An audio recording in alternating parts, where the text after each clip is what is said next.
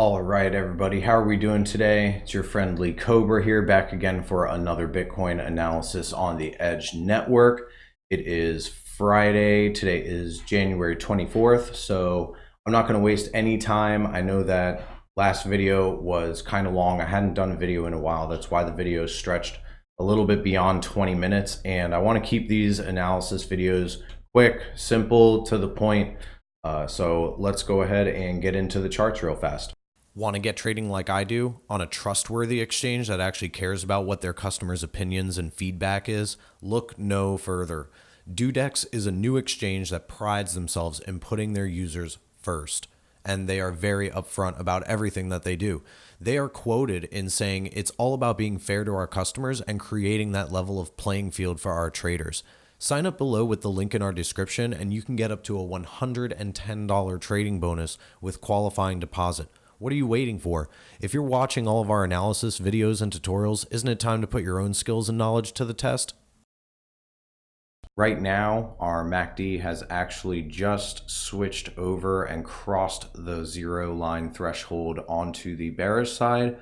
Our momentum index, courtesy of Satoshi Heavy, has flipped over, and our RSI is slowly moving downwards. Our point of control here on the volume profile is still about $7,200, but that is on the daily chart. So we'll see once we get on to lower time frames exactly what it is. It's probably somewhere around here in about the 8,000 territory.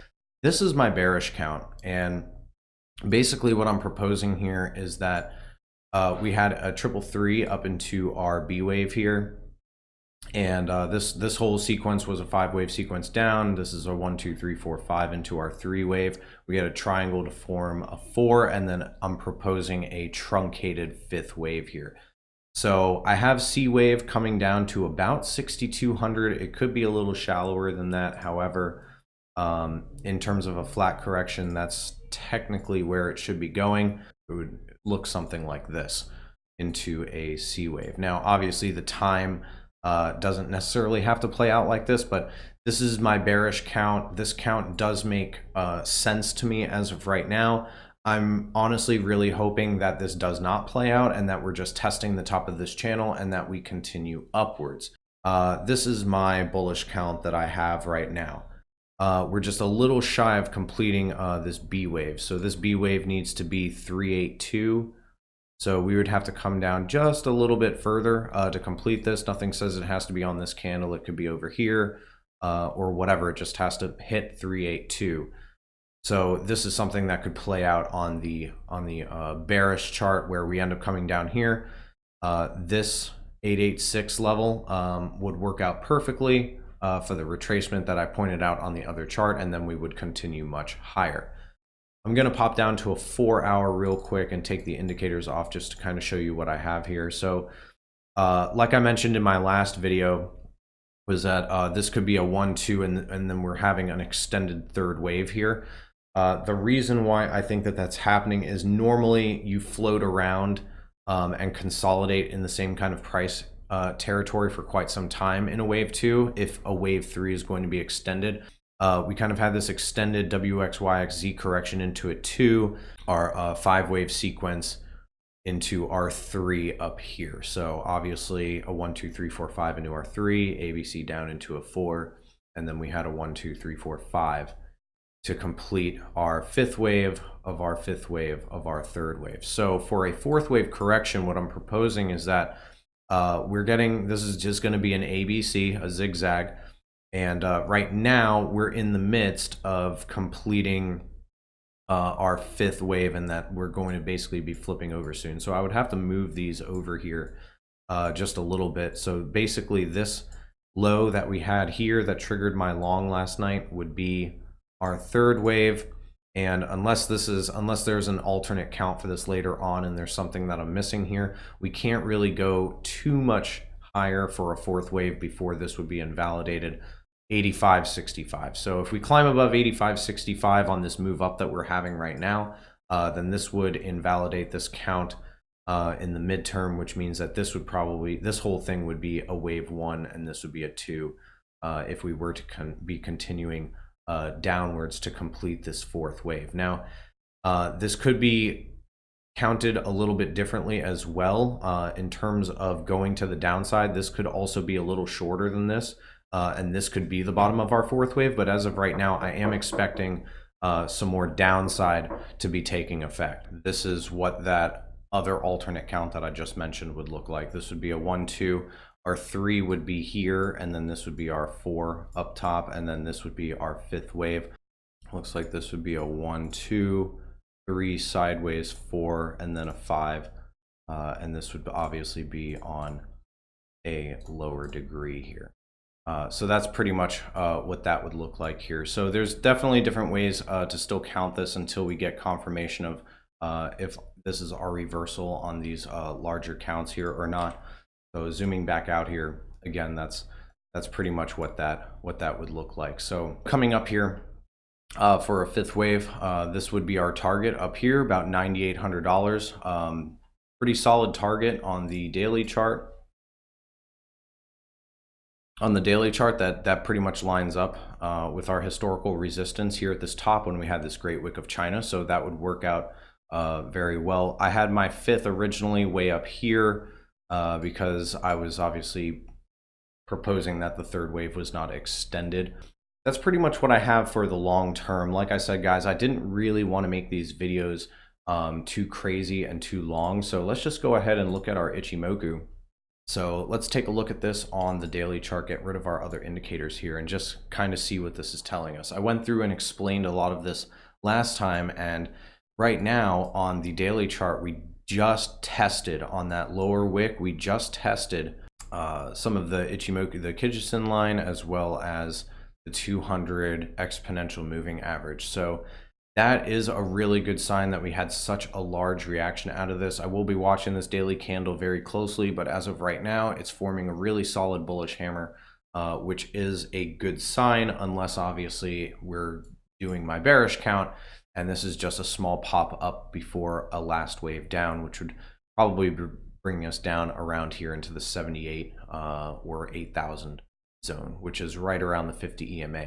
Watch that very, very closely. On the weekly chart, not very much has changed. We still have quite some time for this candle to be moving around and get some price action with this candle. Again, it's only Friday. Weekly candle closes on Sunday, so we'll have to take a look at this. But again, you know, not very much has changed here. I just talked to you, you know, what, 3-4 days ago here. For right now, in terms of this correction, it could be our bullish or our bearish count, and I'm not just saying that so that either way I can be right or anything like that. We're still technically in a corrective phase right now, and looking at the daily chart, this does not look finished to me. On the daily chart, you can clearly see that this is only 3 waves here, so I would be assuming, you know, if this was our 1, 2, if this was our wave 3, then we would be coming up now, this candle and probably another candle or whatever. But again, you know, you have to take the rules into Elliott into account, and if we were doing something like that, and this was our wave 1 here, which first of all would be a very shallow wave 1. Normally it wouldn't happen over one candle, 84.65. So both of these candles are the same low, so I guess technically you could say that this is a 1. That would be a very, very shallow 2, because, you know, when you look at this 5-wave sequence here, you know, you've got a 1, 2, 3, 4, you know, this played out over the span of, you know, about 3 weeks or so to get that 5-wave sequence. So I would highly doubt that this is already a 1, 2, and a third wave here. This is probably just on the smaller interval. This is probably forming a 5-wave sequence down into an A. And then we would be coming up, testing the top of the cloud, and then coming back down. That would be for the bearish side of things. So if we come down and we take a look at Ichimoku on the 4-hour chart, we did dip below the 100 EMA line, and we actually used that as resistance for quite some time. This is the reason why over the span of yesterday and the day before and stuff like that, everyone was pretty bearish. Everyone was pretty certain that on this 4-hour chart we were going to come down here and test our 200 EMA.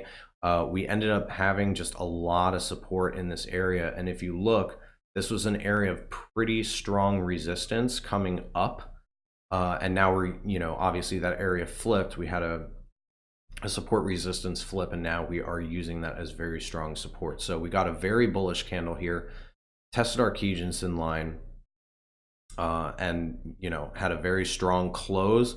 And now this 4-hour candle, I believe, has just opened about 30 minutes ago. So we'll have to see if are we going to come down and test this 100 EMA as support, since we haven't tested it yet, and then move up, or are we going to have a really strong continue this really good bullish momentum and just kind of continue our way up here. So as of right now on this 4-hour chart, you can see that our point of control is actually up here at 86.41. So our point of control right now on the 4-hour chart would actually be acting as strong resistance, where on the daily chart, I believe it's down here. Yeah, so our point of control is way down here at about 7,200.